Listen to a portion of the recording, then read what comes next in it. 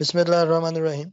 कल हमने प्रोटोजोआंस को देखा जो कि हमारे पास फाइलम था प्रोटिस्टा का, जिसके अंदर हमने ज़्यादातर यूनिसेलुलर या सिंपल कॉलोनियल हमारे पास जो यूकैरियोट्स थे उनका तज़किरा किया, जिसके अंदर तमाम के तमाम जो लाइफ एंटिटीज थी, तमाम के तमाम जो लाइफ कैरेक्टर्स थे वो विद इन द मेम्ब्रेन पाए जाते थे।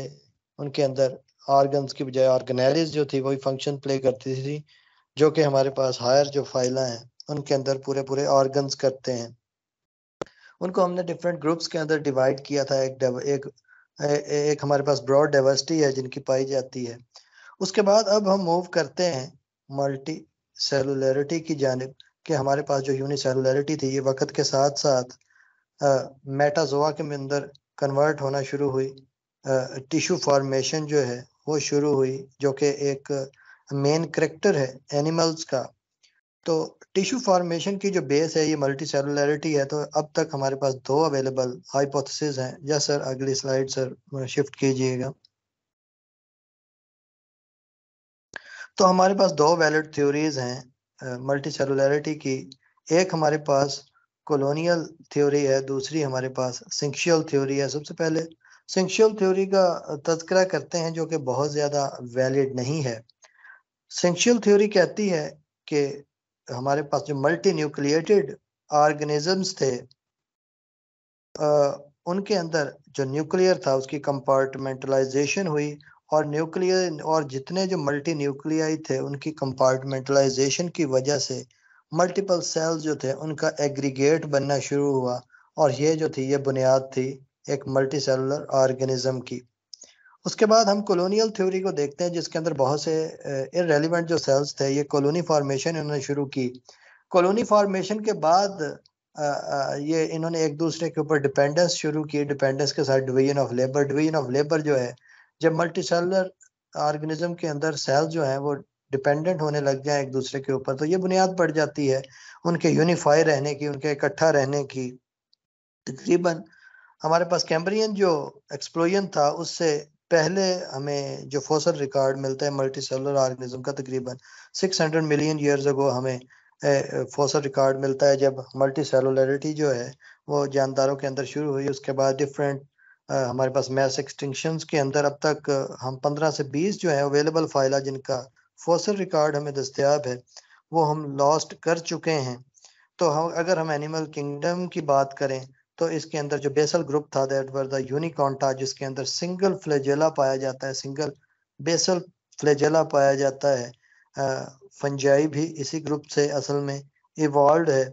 तो ये वाला जो ग्रुप था उसके अंदर जो मल्टी सेलुलर की बुनियाद थी वो क्वेनोफ्लैजिलेट्स के अंदर रखी जा चुकी थी। और उसके बाद पोरीफेरा का और क्वेनोफ्लैजिलेट्स का एक करीबी रिश्ता है। हमने इनके जो कॉलर सेल्स थे उनके अंदर भी हमने कल देखा।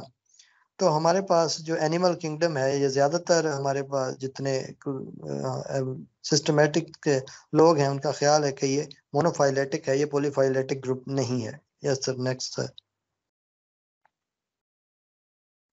उसके बाद सबसे हमारा जो बेसल ग्रुप है मेटाजोआ का, उसको हम पोरीफेरा के नाम से हम याद करते हैं। जिसको जो कि लफ्ज निकला है पोर से। पोर स्टैंड्स फॉर स्मॉलर पिट्स, जो कि इनकी बॉडी के अंदर मौजूद होती हैं, और यही पिट्स जो है अलाउ करती हैं इनके अंदर जो इनका स्पेशल फीडिंग मैकेनिज्म है, जिसको हम सस्पेंशन फीडिंग या फिल्टर फीडिंग दोनों के अंदर इसको रख के पढ़ सकते हैं। तो सबसे पहले ग्रांट ने इस फाइलम को प्रेजेंट किया, इरेक्ट किया। उससे पहले अगर ल्यूकर्ट का दौर देखें तो इससे पहले इस फाइलम को अगर हम लिनियस की या क्यूवियर की क्लासिफिकेशन स्कीम्स देखें तो वहां पर हमें ये ज़ूओफाइटा के नाम से मिलता है। वहां पर इसको प्लांट्स के साथ और एनिमल्स के दरमियान में रख के पढ़ा गया। एलिस ने 1700 कुछ के अंदर इसको सेपरेट कर दिया था प्लांट से। उसने स्पेशली डिफाइन कर दिया कि these are not plants, these are actually animals. तो उसके बाद से अब तक हम इसको एनिमल के तौर पे ही जानते हैं। ये पहले ऑर्गेनिज्म है जिनके अंदर सेल लेवल ऑफ ऑर्गेनाइजेशन पाया जाता है, जबकि प्रोटोजोआंस के अंदर हमने देखा था कि प्रोटोप्लाज्मिक लेवल ऑफ ऑर्गेनाइजेशन पाया जाता था। इनके अंदर भी इनके अंदर अभी टिश्यू लेवल जो है वो प्रॉपरली डेवलप नहीं हुआ। सेल्स का एग्रीगेट तो है, ब्लास्टूला भी बनता है, एम्ब्रियो फॉर्मेशन भी है, मगर हमें प्रॉपर एपिडर्मिस अभी नजर नहीं आती, प्रॉपर हमें जर्मिनल लेयर्स नजर नहीं आती। तो हमारे पास इनकी जो बॉडी लेयर है ये बेसिकली 3 लेयर्स पर मुश्तमिल है। सबसे बाहर वाली जो लेयर है इसको पिनेकोसाइट्स कहा जाता है, उस और दरमियान वाली जो लेयर है इसको मेसेनकाइम कहा जाता है। ये मेसेनकाइमल सेल्स पर मुश्तमिल होती है, इसको मीजोहाइल भी कहते हैं। ये कदरे डिफरेंट है हमारे पास मिजोग्लिया से, जो कि पाया जाएगा सिलेंट्रेट्स के अंदर। और इसके अंदर वाली जो तय है ये क्वेनोसाइट्स पर, या जिनको कॉलर सेल्स भी कहते हैं, उन पर मुश्तमिल है। जी सर, नेक्स्ट सर। तो हमारे पास जो बाहर वाली लेयर है उसको पिनाकोडर्म कहते हैं। ये जिन सेल से बनी होती है इन्हें पिनेकोसाइट्स कहते हैं। इन्हीं सेल्स के अंदर पोरोसाइट्स भी मौजूद होते हैं, और पोरोसाइट्स जो हैं ये ऑस्टिया फॉर्मेशन करते हैं। ये उन स्मॉलर पिट्स को बनाते हैं जिनके जरिए पानी पानी जो है ये एक स्पॉन्ज के अंदर या पोरिफेरल मेंबर के अंदर दाखिल होता है, और एक और मेजर होल पाया जाता है इनकी बॉडी में जिसको ऑस्कुलम कहते हैं, जिसके जरिए वाटर जो है ये लीव करता है। तो कहते हैं जी पोरोसाइट्स जो हैं ये कंट्रेक्टाइल होते हैं, ये मूवमेंट को कंट्रोल कर सकते हैं। इनवर्ड मूवमेंट को ज्यादातर हालात में ये खुले रहते हैं, बहुत कम हालात है जब इनको क्लोज किया जाता है। जो इनर लेयर है जिसको क्वेनोडर्म कहते हैं उसके अंदर जो सेल्स पाए जाते हैं वो क्वेनोसाइट्स कहलाते हैं। स्पेसिफिक टाइप ऑफ सेल्स हैं, इनके अंदर एक कॉलर पाया जाता है, कॉलर के अंदर विलाई पाए जाते हैं। जब भी कोई ऑर्गेनिजम्स जो है या कोई भी डेट्राइटस बॉडी के अंदर दाखिल होता है तो विलाई जो है ये फिल्टर आउट कर लेते हैं, और फिल्टर आउट करने के बाद ये विलाई जो है ये सेल को एनगल्फिंग के अंदर मदद करते हैं, ताकि जो सेल है, और इनके अंदर तमाम जो डाइजेशन है ये एंडोसेलुलर पाई जाती है, सेल्स के अंदर ही डाइजेशन होती है। एक्स्ट्रा सेलुलर एंजाइम्स इनके अंदर सिक्रिएट नहीं किए जाते। अगर इनके अंदर स्केलेटन देखें तो बोनी स्केलेटन इनके अंदर जो कि हायर एनिमल्स के अंदर मौजूद है ये गायब है। लिहाजा इनके अंदर जो स्केलेटन पाया जाता है स्पेसिफिक, हमारे पास नीडल लाइक स्ट्रक्चर्स होते हैं जिन्हें स्पाइक्यूल्स कहा जाता है। 2 तरह के स्पाइक्यूल्स हमें मिल सकते हैं, या कैल्शियम कार्बोनेट के या सिलिकॉन डाइऑक्साइड के, और बहुत सारी शेप्स के अंदर हमें स्पाइक्यूल्स जो हैं ये मिलते हैं। ये सिंगल नीडल लाइक, ये बाई, ये ट्राई रेज टाइप या 6 रेज टाइप्स ये हमें मिल सकते हैं, और उनकी कंपोजिशन और स्ट्रक्चर की बुनियाद पर आगे स्पॉन्जेस को भी एक दूसरे से डिफरेंशिएट किया जाता है। अगर स्पाइक्यूल्स की डेवलपमेंट को देखें तो जिन सेल से स्पाइक्यूल्स डेवलप होते हैं इन्हें स्क्लेरोब्लास्ट कहा जाता है। एक या दो हमारे पास पीपीएससी के पेपर्स में ये क्वेश्चन जो है ये रेज हो चुका है कि स्पाइक्यूल्स जो है ये किन सेल से बने होते हैं। Yes sir, next sir. ये हमारे पास कुछ क्लासिफिकेशन स्कीम है स्पाइक्यूल्स की। ये डिपेंड करता है कि रेज कितनी है स्पाइक्यूल्स की। इन्हें हम मोनोएक्सॉन्स का कहते हैं जिसके अंदर हमें सिर्फ नीडल लाइक स्ट्रक्चर मिलता है। टेट्राएक्सॉन्स कहते हैं अगर हमें 4 रेज मिलती हैं। ट्राईएक्सॉन्स कहेंगे अगर हमें 4 रेज मिलती हैं। पॉलीएक्सॉन कहेंगे अगर हमें बहुत सारी जैसे 6 रेज मिल सकती हैं। या स्फीयर्स कहेंगे अगर ये एक नेटल लाइक स्ट्रक्चर बनाते हैं, एक नेटवर्क लाइक स्ट्रक्चर बनाते हैं। Yes sir, next sir. उसके बाद सबसे अहम चीज जो इनके अंदर है वो है इनका कैनाल सिस्टम, जो कि मेजर डिफरेंशिएटर है इनके डिफरेंट ग्रुप्स के अंदर। इनके अंदर हमें 3 तरह के मेजर कैनाल सिस्टम्स मिलते हैं, चौथे को हम बाद में अभी डिस्कस करते हैं। सबसे जो बेसल हमारे पास टाइप है ये एस्कन टाइप है। एस्कन टाइप के अंदर ऑस्टिया जो है वो ये डायरेक्ट हमारे पास स्पॉन्जोसील के अंदर खुलते हैं। स्पॉन्जोसील क्या है? ये सेंट्रल हमारे पास हॉलो कैविटी है जिसके अंदर वाटर जो है ये इनवर्डली रश करता है, और हमारे पास स्पॉन्जोसील से वाटर होता हुआ ऑस्कुलम के जरिए बॉडी से बाहर आ जाता है। उसके बाद हमारे पास साइकन टाइप आती है जिसके अंदर हमारे पास इन करंट कैनाल्स और एक्स करंट कैनाल्स, 2 तरह की इजाफी कैनाल्स भी बनती हैं। इनके अंदर ऑस्टिया जो है वो इतने सिंपलर नहीं होते। इनके अंदर आउटर ऑस्टिया और इनर ऑस्टिया को हम डिफरेंशिएट करते हैं। आउटर ऑस्टिया को हम प्रोसोपाइल कहते हैं, इनर ऑस्टिया को हम एपोपाइल कहते हैं। और उसके बाद वाटर जो है ये स्पॉन्ज और सील के अंदर आता है और ऑस्कुलम के जरिए बाहर निकल जाता है। उसके बाद तीसरी टाइप जो है ये मोस्ट कम्प्लेक्स है, ये डेमोस्पोंजिया के अंदर ही सिर्फ पाई जाती है। इसको ल्यूकेनाइड टाइप कहा जाता है। इसके अंदर मेजर जो स्पॉन्जोसील है वो नहीं बनती, ब्रांचिंग्स बनती हैं।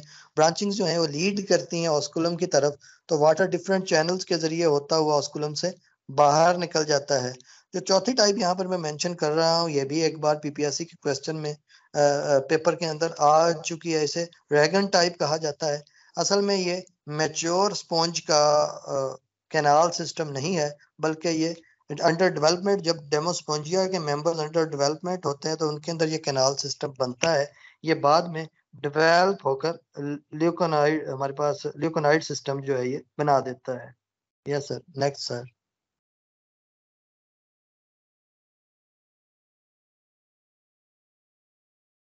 उसके बाद इनके बॉडी फंक्शंस के अंदर देखें तो मेजर फीडिंग मैकेनिज्म जो है ये फिल्टर फीडिंग है, सस्पेंशन फीडिंग है, अभी हमने इसका जिक्र किया।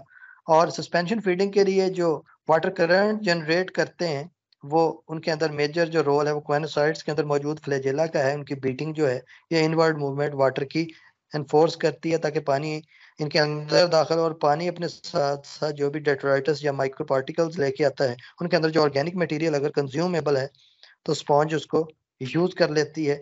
बाकी का जो पानी है उसको ऑस्कुलम के जरिए बाहर निकाल दिया जाता है। उसके बाद साइकन और ल्यूकन के अंदर दो तरह के हमारे पास अभी हमने जिक्र किया चैम्बर्स बनते हैं, इन करंट और एक्सकरंट चैम्बर्स। अगर फूड साइज का जिक्र करें तो 0.1 से लेकर 50 माइक्रोन मीटर तक इनका जो पार्टिकल साइज है, या कोई भी ऑर्गेनिज्म है उसको ये कंज्यूम कर सकते हैं। और ये भी कहा जाता है कि एक ल्यूकन टाइप अगर हमारे पास कैनाल सिस्टम किसी स्पॉन्ज के अंदर मौजूद है तो एक दिन के अंदर 20 लीटर के करीब वो पानी को प्रोसेस करके फिल्टर आउट कर सकती है। कभी कभी ये डायरेक्ट फैगोसाइटोसिस का भी मुजाहरा करते हैं, वरना ये कॉलर सेल या माइक्रोविलाई के जरिए ही ट्रैप करते हैं। इस उसके अलावा इनके अंदर कोई नर्वस सिस्टम जो है वो एज सच नहीं मिलता, मगर फिर भी इनके अंदर जो स्टिमुलाई है उसका रिस्पॉन्स मिलता है। खास तौर पर ऑस्कुलम के करीब अगर इनको इंटरप्ट किया जाए तो इनके अंदर जो इन करंट वाटर का फ्लो है वो ये उसको उसकी जो स्पीड उसको ये चेंज कर सकते हैं, उसके रेट को ये चेंज कर सकते हैं। इसका मतलब है ये रिस्पॉन्ड करती हैं अपने एनवायरमेंटल स्टिमुलाई को।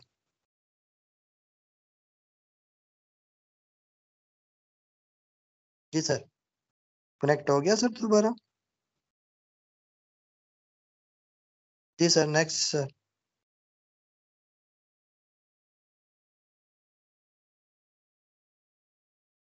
अगर रिप्रोडक्शन देखी जाए तो ये मोनोशियस है। एक ही ऑर्गेनिज्म के अंदर दोनों सेक्सेस पाए जाते हैं, मगर क्रॉस फर्टिलाइजेशन जो है एक थंब ऑफ रूल है, इनके अंदर क्रॉस फर्टिलाइजेशन पाई जाती है। जो इनके अंदर जो इनके अंदर गैमीट्स हैं ये वाटर के अंदर रिलीज किए जाते हैं, और दूसरा ऑर्गेनिज्म वाटर के जरिए ही इनको रिसीव करता है।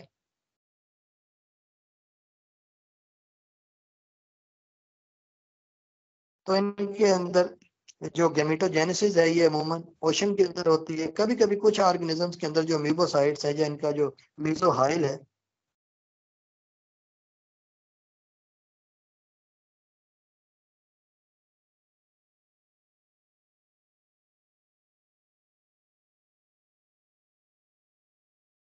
जो हमारे पास इनके अंदर फर्टिलाइजेशन ओशन के अंदर होती है, और कुछ ऑर्गेनिजम्स के अंदर जो एम्ब्रियोजेनेसिस है वो मीजोहाइल के अंदर भी होगी। इनके अंदर लार्वा दो तरह का पाया जाता है, एम्फीब्लास्टूला और पैरेन्काइमोला। एम्फीब्लास्टूला लार्वा, ये भी पीपीएससी के 2017 वाले पेपर के अंदर एक बार ये क्वेश्चन जो है ये आ चुका है। ये सेक्सुअल रिप्रोडक्शन, इनके अंदर छोटे छोटे पार्टिकल्स बनते हैं जिनको गेम्यूल्स कहते हैं। गेम्यूल्स जो हैं इनके अंदर अमीबोसाइट्स होते हैं, और साथ ही साथ इनके अंदर स्पाइक्यूल्स भी होती हैं। एक साइड पे इनके अंदर एपोपाइल होती है। एपोपाइल वो एरिया है जहाँ पर जब हालात इनके मुवाफिक हो तो एपोपाइल के जरिए ये मोबाइल सेल्स को और स्पाइक्यूल्स को बाहर निकाल के एक नई स्पॉन्ज को ड्राइव कर सकते हैं। Yes sir, next sir. तो अगर इनकी क्लासिफिकेशन को देखें तो इनको तीन बड़ी क्लासेस के अंदर डिवाइड किया गया है। सबसे पहले क्लास जो है ये कल्केरिया है, नाम से जाहिर है। इनके अंदर जो स्पाइक्यूल्स हैं ये कैल्शियम कार्बोनेट के बने होते हैं। ये 2, 3 और 4 रेल्ड होते हैं। उसके बाद इनके अंदर हेक्सेक्टिनेल्डिडिया है। इसके अंदर जो है सिलिकॉन डाइऑक्साइड के स्पाइक्यूल्स होते हैं, ज्यादातर ये 6 रेल्ड हैं और ये डीप सी स्पॉन्जेस भी कहलाती हैं। तीसरा जो है ये सबसे कम जिसके अंदर ल्यूकन टाइप ऑफ बॉडी पाई जाती है, ये डेमोस्पोंजिया है। ये ब्रिलियंट कलर्ड है। इनके अंदर जो हमारे पास स्पाइक्यूल्स हैं ये सिलेशियस हैं या स्पॉन्जिन के बने होते हैं। इनकी सिर्फ एक फैमिली जो है ये फ्रेश वाटर के अंदर पाई जाती है। Yes sir, next sir.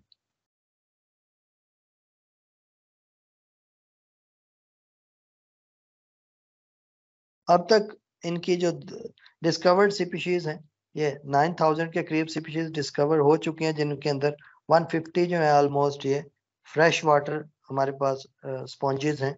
Yes sir, next sir. तो बाथ स्पॉन्ज और कुछ दूसरा हॉस्पिटल्स के अंदर इनके यूज के अलावा कुछ एंटीबायोटिक्स और कुछ दूसरे एक्टिव केमिकल्स जो हैं वो भी इनसे अब तक एक्सट्रैक्ट किए जा चुके हैं, जो कि अभी तक अंडर ट्रायल हैं। अभी श्योर शॉट उनका यूजेज जो है वो अभी शुरू नहीं किया गया। तो इनकी इकोनॉमिक इम्पोर्टेंस जो है इसको भी ज़रूर कंसिडर कीजिएगा। इनके कैनाल सिस्टम्स जो हैं उनको ध्यान से देखिएगा। जी सर, नेक्स्ट सर।